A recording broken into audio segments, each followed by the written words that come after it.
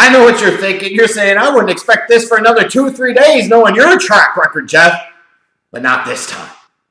Not this time. This time is going to be different because this time is different. Like, I don't even know how to act right now. I'm acting like the Chicago Bears just won the fucking Super Bowl, and clearly they did it. And there's a long way to go before we get to that point. But man, this feels good. This feels really, really good.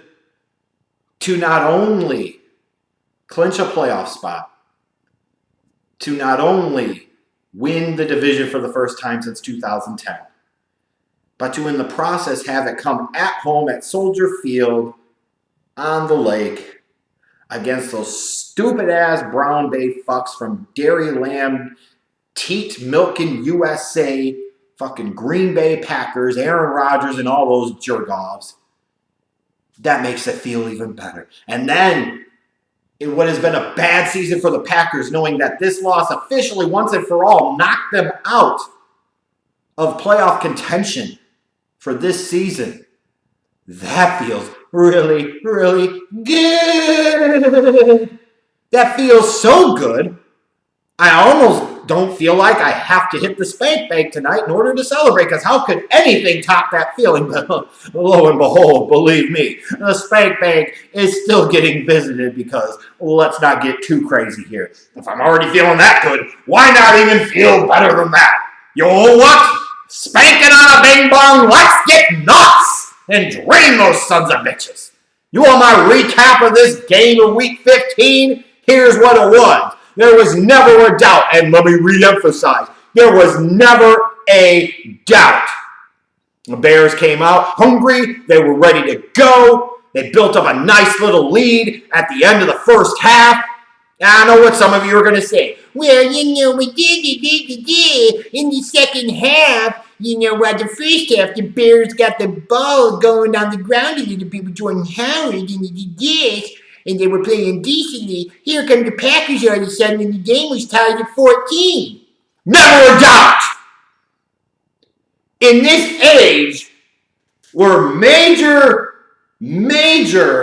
pop culture figures, major, huge, bigly important people make their livings in part off of trolling people, all the Chicago Bears were doing was one big freaking Soldier Field level troll on the Green Bay Packers. There was never a doubt. And after a season of seeing the Bears get to the fourth quarter and things kind of fall apart a little bit offensively and they start to give up some ground defensively, to see this Bears team hold firm, to be able to make things happen late, to be able to step up big defensively late, for Eddie Jackson to be the hero once again late, to see Khalil Mack sacking Aaron Rodgers with his back, sacking him with his dick, sacking him with everything, because that's what Khalil Mack does, because Khalil Mack is a fucking monster. Oh my God. It's one of these weird things where I'm so used to over the years talking about these Bears-Packers games and saying, man, it must be nice to have a real franchise quarterback. Must be nice to have a guy that you could potentially, on a given year, win a championship with. And now I'm not saying that Trubisky is equivalent to or better than Aaron Rodgers. I don't care how ecstatic I am. I'm not that stupid. I'm not that stupid. But on this day, in this game, what was the difference? And after so many times over the past 2.5 decades, whether it's Favre or Rodgers, it didn't matter. Always knowing you're tuning in and watching the vastly superior quarterback for at least one moment in time, one game, to say to yourself, there's really not much of a difference here. And if there's not much of a difference here, the superior overall team is going to win, and that's clearly the Chicago Bears. You got Tariq Cohen making great plays. Maybe try holding on to the football a little bit, for crying out loud. That's all I'm saying. Can't afford those big fumbles against bigger teams, better teams, and bigger games, which the Green Bay Packers this year are none of them. You can get away with that against garbage teams like them. The better teams, you can't do that. Trubisky was solid. He wasn't spectacular, but neither was Aaron Rodgers. If Trubisky can at least play at the level of the opposing quarterbacks when we get into the playoffs, the Bears can make some noise. Because that defense is really damn good. Really damn good. What, the Packers have 3 points at the half?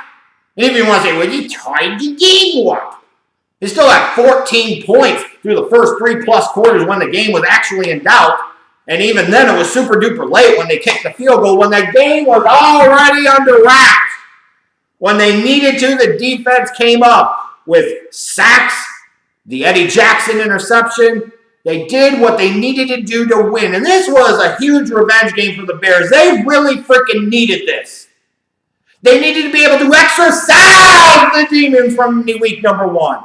They needed to put their stamp on this division once and for all. And that's exactly what they did here. No longer will the Chicago Bears be dismissed. No longer will the Chicago Bears be an afterthought. Right now, at this particular moment in time, and at least in the immediate future, not only are they not that, fuck, bitch, the Chicago Bears are the measuring stick. How you like them apples? As I said months ago, once the Khalil Mack trade went down, never a doubt in my mind, the Chicago Bears were going to be the 2018 NFC North champs. Look with me. NFC North champ. NFC North champ. 2018 NFC North champ. Swing. NFC North champ. Swing. NFC North champ. Yeah. Yeah. It feels good. So all you Packer fans can wallow in your cheese-dip bowl of self-pity and loathing and be like, what happened this year? Oh my God, you wasted Aaron Rodgers. In the meantime, you can do what a lot of other fan bases are going to do. You can watch my boys, my Bears, in the playoffs from your damn couches and living rooms. How about that?